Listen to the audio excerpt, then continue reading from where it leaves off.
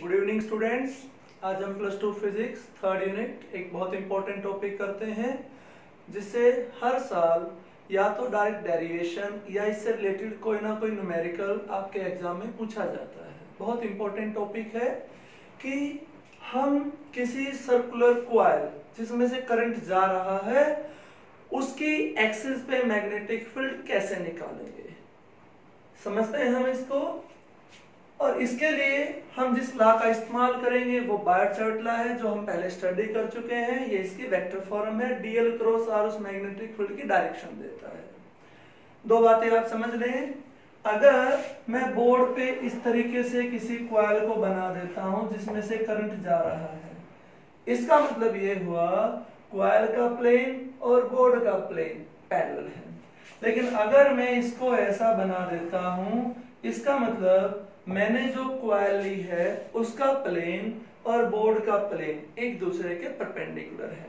यानी कि ये मेरे पास एक करंट कैरिंग वायर है और इस करंट कैरिंग वायर को अगर आप ऐसा देख रहे हो तो ये इसका डायग्राम है, पर यदि आप इसको ऐसा देख रहे हो तो ये इसका डायग्राम है। इसका प्लेन बोर्ड के प्लेन के परपेंडिकुलर है। हम ये समझना चाहते हैं कि ये जो इसकी एक्सिस लाइन है इस पे किसी भी पॉइंट पे हम मैग्नेटिक फील्ड कैसे निकालेंगे। तो हम स्टार्ट करते हैं। किस तरीके से हम मैग्नेटिक फील्ड निकालेंगे, बहुत सिंपल एक्सप्रेशन है। ये हमारे पास एक करंट कैरिंग कॉइल है, सपोज कर लिया इसमें से I करंट जा रहा है, ये इसका सेंटर है, ये इसकी रेडियस है A, और ये कॉइल छोटे छोटे एलिमेंट से मिलके बनी हुई है जिसका एक छोटा सा एलिमेंट हमने यहाँ पे ले लिया जिसकी लेंथ है dl। सपोज करते हैं ये कोई पॉइंट P है जो इसके सेंटर से x डिस्टेंस पे है। इस P पॉइंट पे हमने इस करंट एलिमेंट के कारण मैग्नेटिक फील्ड निकालना है। तो हमें करंट कैरिंग एलिमेंट और इस पॉइंट के बीच की दूरी पता होनी चाहिए। ये दूरी को हम r से डिनोट करते हैं और ये पाइथागोरस थ्योरम के हिसाब से क्या बन गई, a² प्लस x² का अंडर रूट। अब यहाँ पे हम मैग्नेटिक फील्ड निकालते हैं इस एलिमेंट के कारण। तो बायट-सावर्त लॉ ये कहता है कि यहाँ जो मैग्नेटिक फील्ड होगा dB वो होगा μ0/4 पाई I dl sine theta by r²। यहां पे dl और r उनके बीच का एंगल कितना है, तो आप इसको समझें। ये आप इसको इस तरीके से समझेंगे कि ये एक कॉइल है और ये उस कॉइल का करंट कैरिंग एलिमेंट है, ये वाला।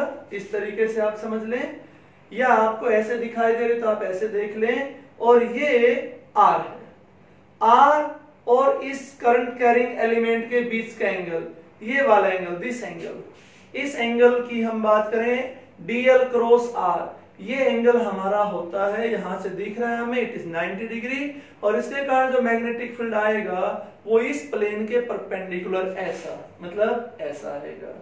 तो हम यहां पे जो मैग्नेटिक फील्ड निकाल रहे थे ये उसका फॉर्मूला आ गया, क्योंकि हमारा जो थीटा है वो 90 डिग्री आया और आप जानते हो साइन 90 होता है 1, इसलिए ये मैग्नेटिक फील्ड आपके पास आ गया μ0/4 पाई I dl बाई r²।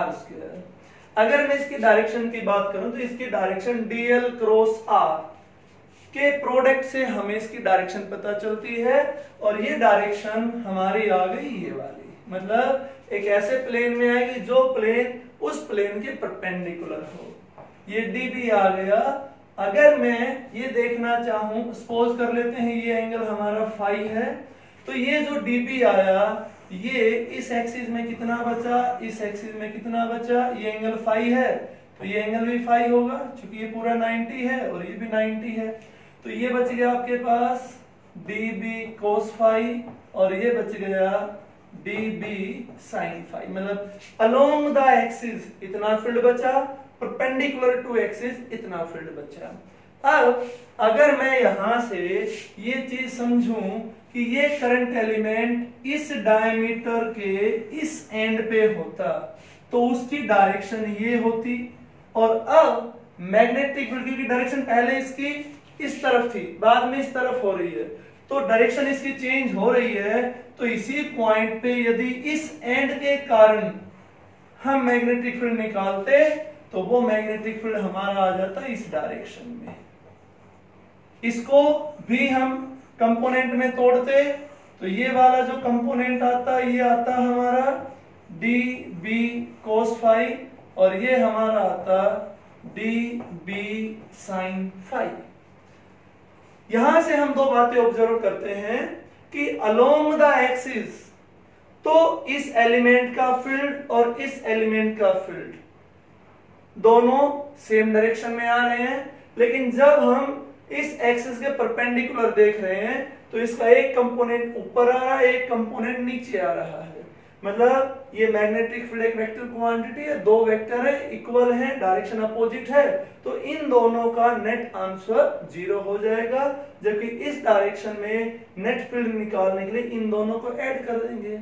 पर चूंकि इस कॉइल में आप कोई भी डायमीटर उठा लेना, सभी डायमीटर में इसी तरह की सिचुएशन बनेगी कि उन डायमीटर के जो एंड हैं, उन एंड के एलिमेंट का जो मैग्नेटिक फील्ड निकालेंगे तो जो मैग्नेटिक फील्ड इस पॉइंट के परपेंडिकुलर आएंगे वो एक दूसरे को कैंसिल करेंगे, और जो एक्सिस की डायरेक्शन में आएंगे वो ऐड कर लेंगे। यानी कि टोटल मैग्नेटिक फील्ड यदि मुझे निकालना है तो मैं जो अलोंग द एक्सिस फील्ड आ रहा है इस फील्ड का मैं इंटीग्रेशन कर दूं तो मुझे सभी करंट एलिमेंट के कारण इस पॉइंट पे टोटल फील्ड पता चल जाएगा।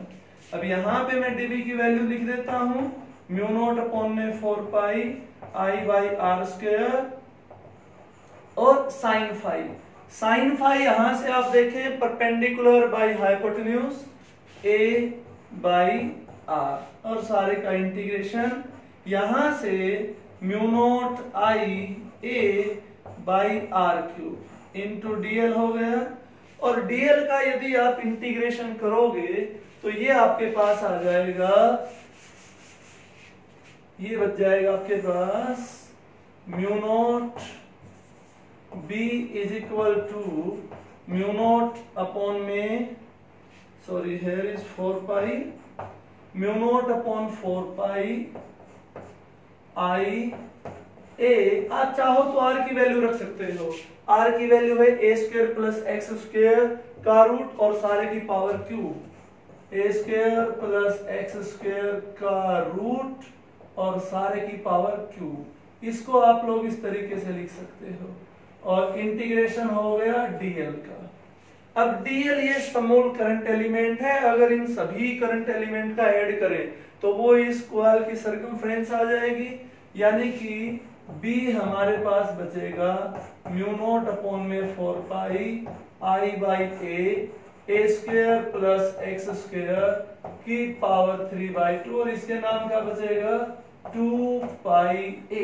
पाई से पाई कैंसिल, 2 से 4, तो ये आपके पास बच गया mu naught I A square, और ये 2 4 कैंसिल हुआ, 2 बच गया, 2 ए स्क्वायर प्लस एक्स स्क्वायर की पावर 3 बाई 2। वापस समझे, हमने इस कंपोनेंट का फील्ड निकाला, ये फील्ड दो पार्ट में तोड़ा, इसी कंपोनेंट के डायमेट्रिक अपोजिट एंड पे दूसरे कंपोनेंट का फील्ड निकाला जिसकी लेंथ इतनी ही थी, तो फील्ड आया तो उतना ही पर डायरेक्शन अपोजिट आ गई।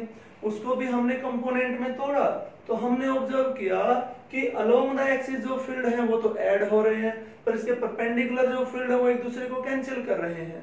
और ऐसा आप कोई भी डायमेट्रिक एंड ले लेना, सभी पे ऐसा ही होता जाएगा। तो टोटल फील्ड निकालने के लिए हमने इन फील्ड का इंटीग्रेशन कर दिया और वो वैल्यू हमारे पास इतनी आ गई, यानी कि ये रिजल्ट हमारे पास आ गया dB, B आपके पास आ गया B is equal to mu naught I A square two A square plus x square की पावर 3/2। ये हमारे पास मैग्नेटिक फील्ड आ गया। अगर हमारे पास नंबर ऑफ टर्न यहाँ पे कॉइल में एक ना होके दो होती, अभी तो एक ही टर्न थी, ऐसे कॉइल होती 2 3 4 बहुत सारी उसमें टर्न होती, तो मैग्नेटिक फील्ड क्या होता। तो वो समझने से पहले मैं इसकी आपको डायरेक्शन बता देता हूं। इस मैग्नेटिक फील्ड की हम डायरेक्शन कैसे निकालेंगे। तो डायरेक्शन जिस तरीके से आपने स्ट्रेट कंडक्टर में क्या समझा था कि इस कंडक्टर में से जब करंट जाता है तो हम राइट हैंड के थंब को ऐसे पकड़ेंगे, इस कंडक्टर को ऐसे पकड़ेंगे कि हमारा जो थंब है वो करंट की डायरेक्शन दिखाए।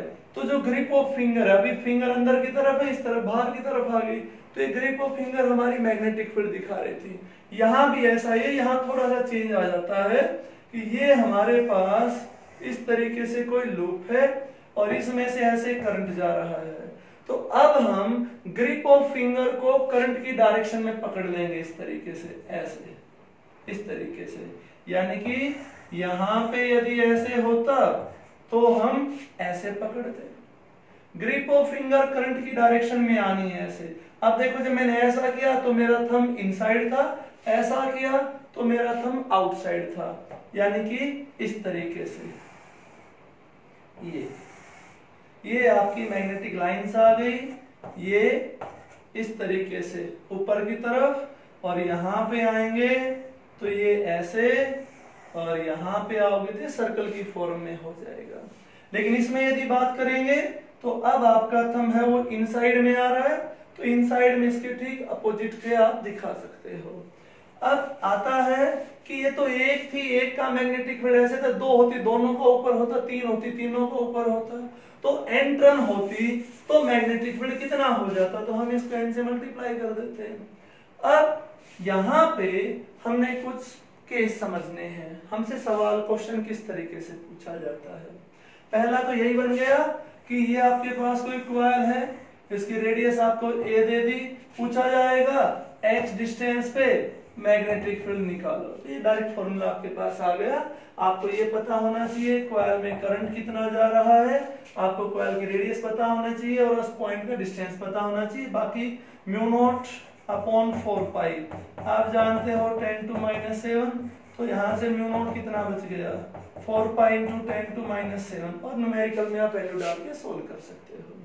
इस पे जो दूसरा क्वेश्चन आता है वो इस तरीके से आता है। अब एक की बजाय आपको दो कॉइल दे दी जाएंगी इस तरीके से, ये पहली कॉइल है और ये दूसरी कॉइल है, ओके, और ये इस तरीके से आपस में जुड़ी हुई है। इस कॉइल में से करंट जा रहा है I1 और इस कॉइल में से करंट जा रहा है I2। इसकी जो रेडियस है वो A2 है, इसकी रेडियस है A1। इस पॉइंट पे आपने मैग्नेटिक फील्ड बताना है। अब इस पॉइंट पे जो मैग्नेटिक फील्ड हो, और ये सपोज कर लो ये जो आपका डिस्टेंस है यहां से लेके यहां तक का टोटल डिस्टेंस आपका 2x है, तो ये डिस्टेंस x हो गया, ये भी x हो गया। इस पॉइंट पे मैग्नेटिक फील्ड बताना है। दोनों कॉइल का प्लेन सेम है हमारे पास, दे आर कोप्लेनर कॉइल। अब यहाँ पे फील्ड हम कैसे निकालेंगे, तो ये पॉइंट इस कॉइल की एक्सी लाइन और ये एक्सी लाइन का रिजल्ट आ गया, तो B1 की वैल्यू क्या आ जाएगी, म्यू नॉट इससे जाने वाला करंट I1, इसकी रेडियस का square 2a1 square plus x square की पावर 3/2। डायरेक्शन नहीं बताई मैंने अभी।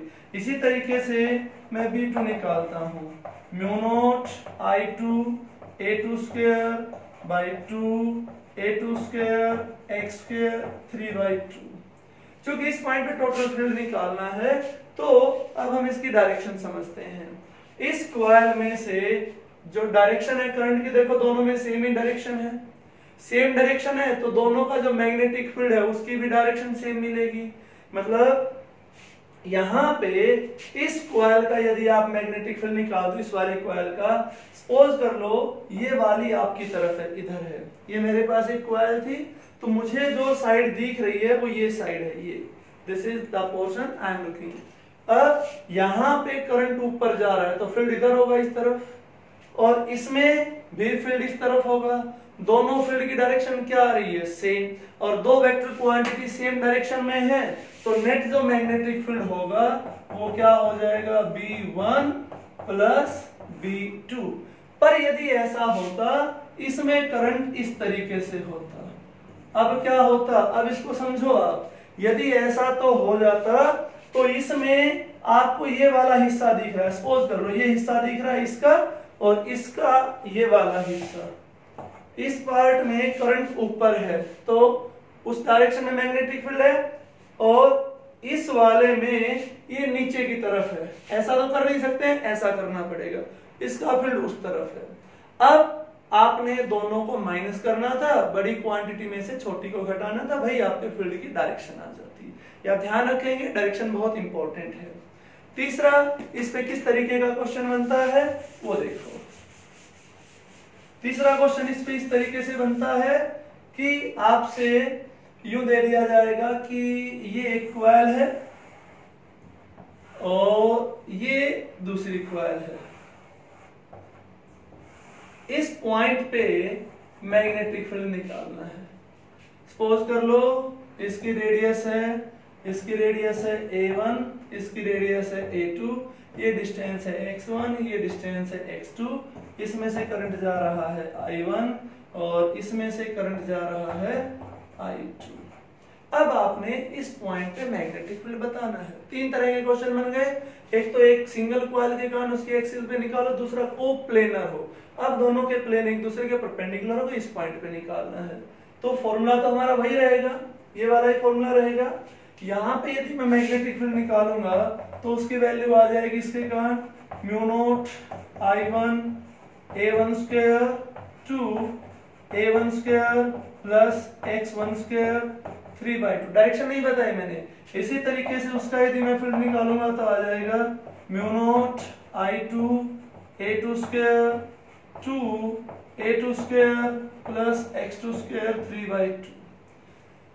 अब मैं फील्ड की डायरेक्शन समझता हूं क्योंकि मुझे नेट फील्ड बताना है, नेट फील्ड कितना बचेगा। तो उसके लिए मैं क्या समझता हूं, ये देखो ये वाला जो फील्ड है इसकी मुझे ये वाली दिख रही है और इसकी मुझे ये वाली दिख रही है, तो इसमें मेरा फील्ड इस तरीके से ऐसे इस तरफ हो गया, इस डायरेक्शन में हो गई, ये डायरेक्शन आ गई B1 की। और यदि मैं इसकी बात करूं तो इसमें आप फील्ड को देखो इस तरीके से, फील्ड ऊपर हो गया यूं। अगर इसका फील्ड ऊपर हो गया तो अब आपने नेट फील्ड निकालना है। अब आपके पास एक फील्ड ये है, दूसरा फील्ड ये है, दोनों के बीच का एंगल कितने डिग्री का है, 90 डिग्री का।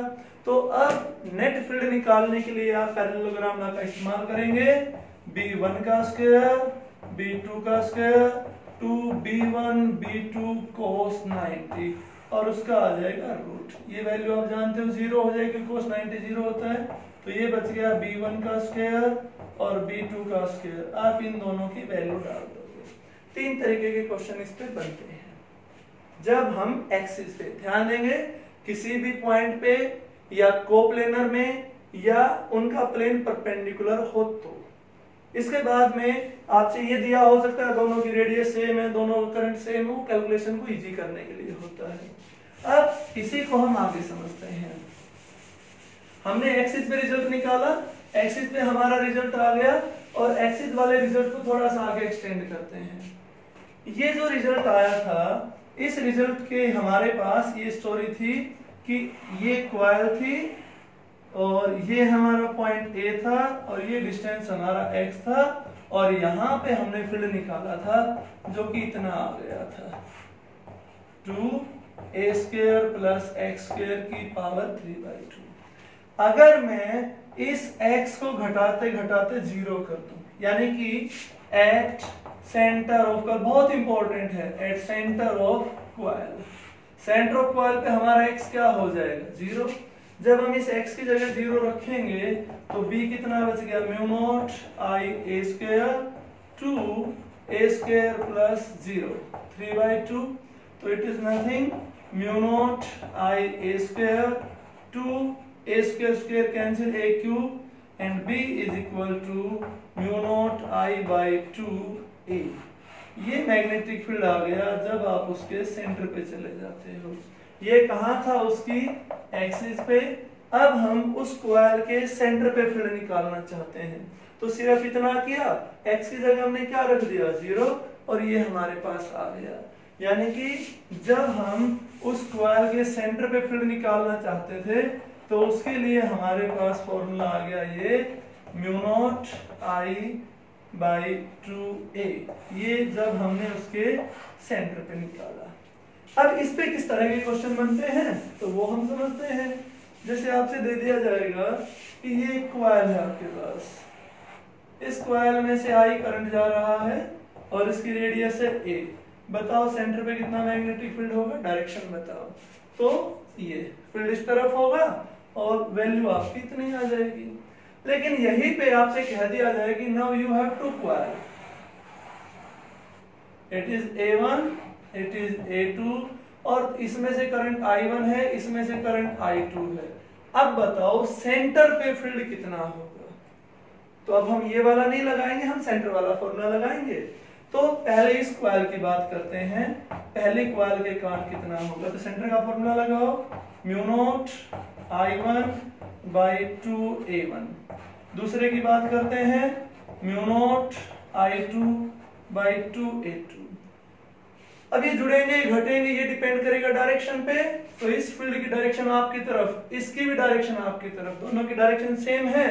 तो हमारा जो बी नेट है वो सीधा सीधा क्या हो जाएगा B1 प्लस B2। लेकिन अगर इसमें करंट उल्टा डायरेक्शन में होता है इस तरीके से, तो इसका तो है इस तरफ और इसका होगा अंदर।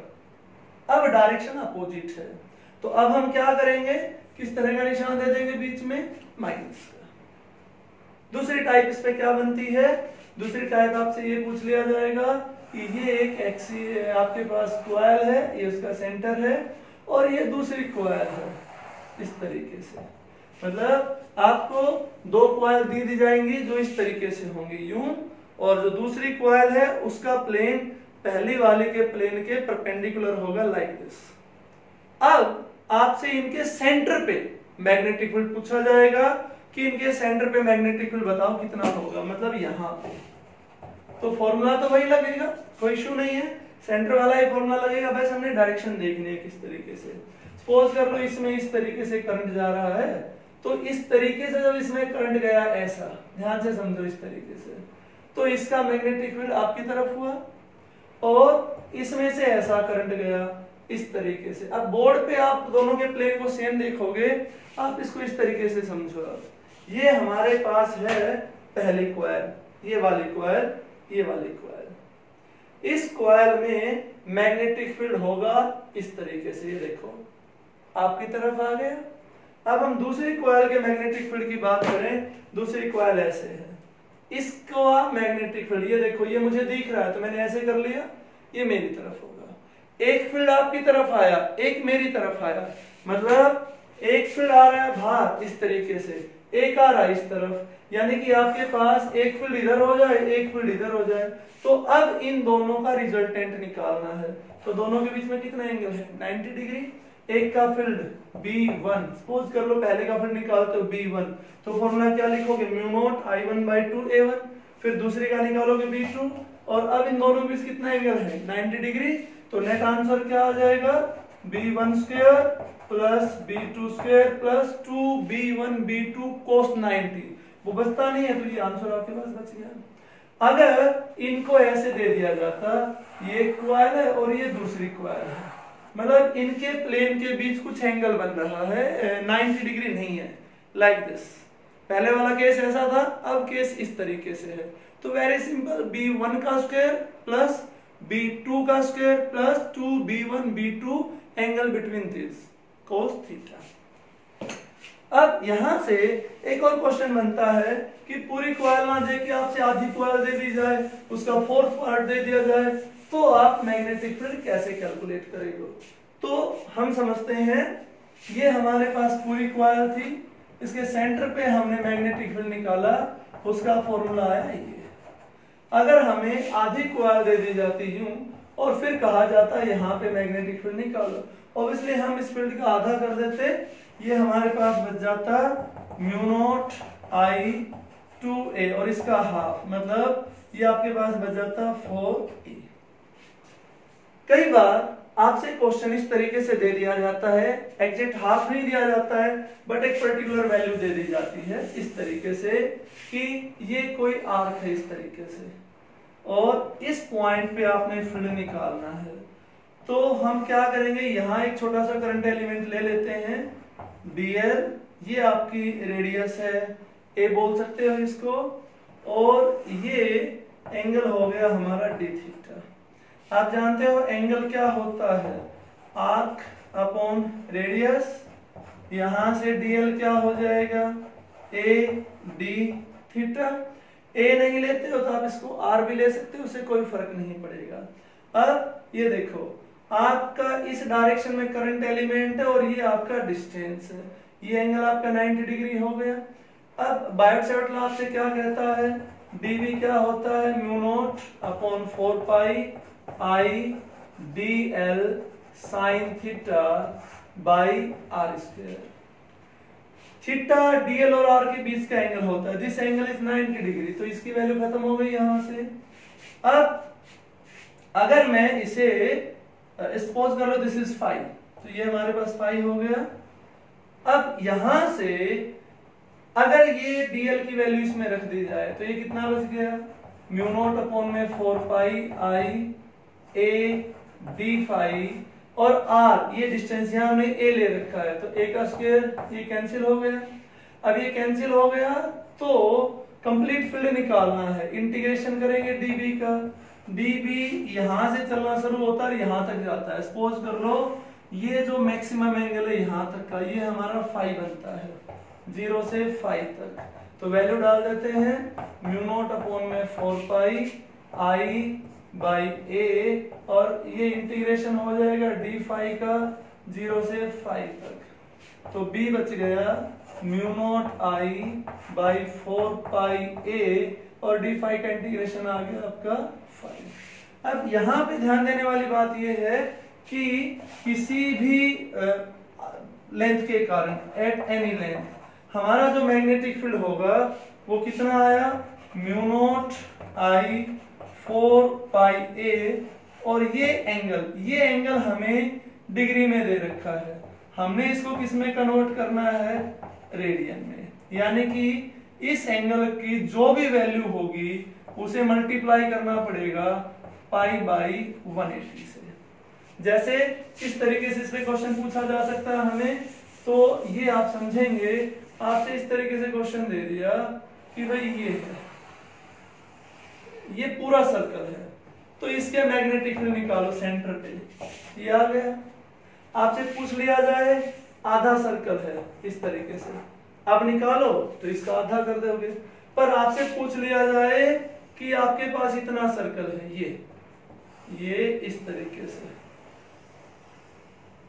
इस तरीके से, अब ये आधा भी नहीं है पूरा नहीं है, और ये मैं आपसे कह दूं भाई ये जो एंगल इट इज 240, कोई भी वैल्यू मैं आपसे दे सकता हूं, 240 डिग्री है। अब इसका फील्ड निकालना है तो इतने हिस्से की कॉइल के कारण फील्ड कितना होगा, क्या लिखेंगे, mu naught I 4 pi a 240, ये जो डिग्री में है इसको रेडियन में कन्वर्ट करेंगे, पाई बाई 180 से मल्टीप्लाई कर लेंगे और हमारे पास आंसर आ जाएगा। अब तो ये हमारे पास जनरल ट्रेंड आ गया इस तरीके के क्वेश्चन का। अच्छा, एक और आपको रिजल्ट ध्यान होगा, जब हमने स्टेट कंडक्टर किया था, स्टेट कंडक्टर जब हमने किया था तो उसका रिजल्ट आया था straight conductor, that is mu naught I by 4 pi a sine phi 1 plus sine phi 2, ये हम पहले कर चुके हैं। अब इन सभी रिजल्ट्स को मिला के कुछ क्वेश्चन बन जाते हैं लाइक दिस, आपसे दे दिया जाएगा ये इस तरीके से और कहा जाएगा इस पॉइंट पे मैग्नेटिक फील्ड निकालो।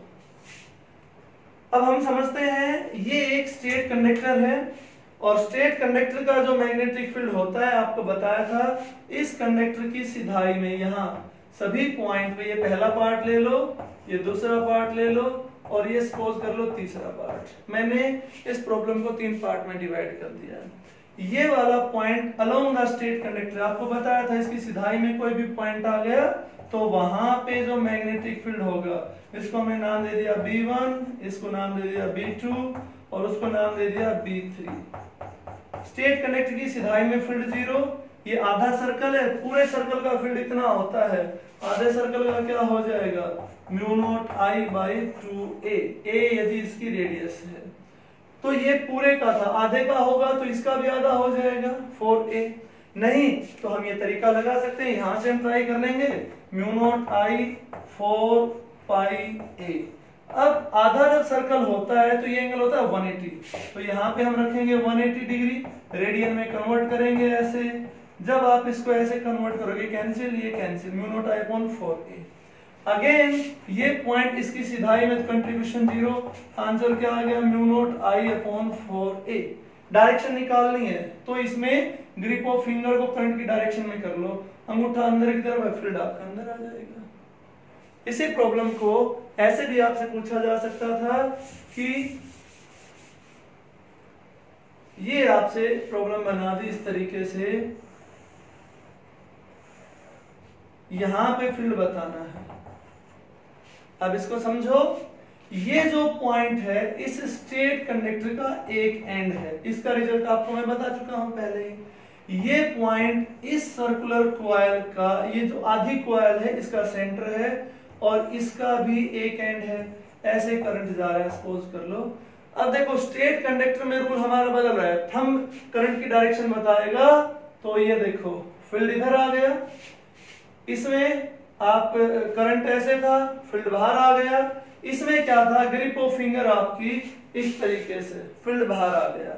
तीनों में फील्ड आपका बाहर आएगा, वैल्यू कैसे निकालेंगे, तो ये एक स्टेट कंडक्टर है, इस केस में एक एंगल को आप 0 रख दोगे, एक एंगल को 90 डिग्री रख दोगे, इसी तरीके से इसमें रखोगे और ये आधा सर्कल का जो फील्ड होगा वो हो जाएगा।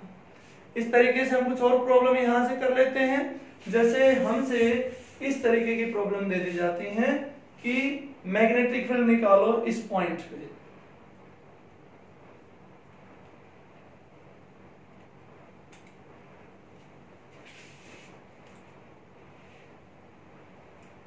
आपसे पूछ लिया जाए कि स्टेट कंडक्टर है और वो इस तरीके से है कि ये आपके पास क्वेश्चन इस तरीके से बन गया, ऐसे ऐसे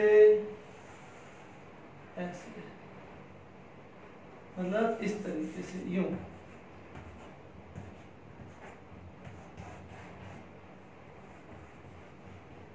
और पूछ लिया जाए यहां मैग्नेटिक फील्ड बताओ, तो ये देखो ये एक स्टेट कंडक्टर, ये उसकी सिधाई, कोई फील्ड नहीं, ये भी कोई फील्ड नहीं, लेकिन ये एक सर्कल का पार्ट है। सपोज कर लो ये एंगल थीटा है, इस हिस्से की जो ये रेडियस है ये A1 है और इसकी रेडियस आपके पास A2 है। तो अब इसका जो फील्ड आएगा वो इनटू आएगा, इसका फील्ड आपका आउट आएगा, दोनों की डायरेक्शन अपोजिट आएगी। और तो हम इसमें ये वाला फॉर्मूला लगा देंगे कि भाई म्यू नॉट इससे जाने वाला करंट I 4 पाई इसकी रेडियस और ये एंगल, और दोनों की डायरेक्शन अपोजिट है, उसमें भी लगाएंगे, बस साइन आपका नेगेटिव आ जाएगा। इस तरीके से आप इनसे रिलेटेड प्रॉब्लम्स को सोल्व कर सकते हो। तो सेंटर जो आपके पास सर्कुलर कॉइल होती है, जब उसमें से करंट जाता है तो आप मैग्नेटिक फील्ड कैसे निकालोगे, उसकी डायरेक्शन कैसे दोगे, उसका रिजल्ट क्या बचता है, उसके सेंटर पे फील्ड कितना आ जाएगा, और अगर सेंटर ना दे के एक पर्टिकुलर लेंथ दे रखी हो तो उसका फील्ड कैसे निकालोगे। यहाँ पे कब प्लस होंगे कब माइनस होंगे, इसके लिए हमने उनकी डायरेक्शन को समझना जरूरी होता है। Thank you.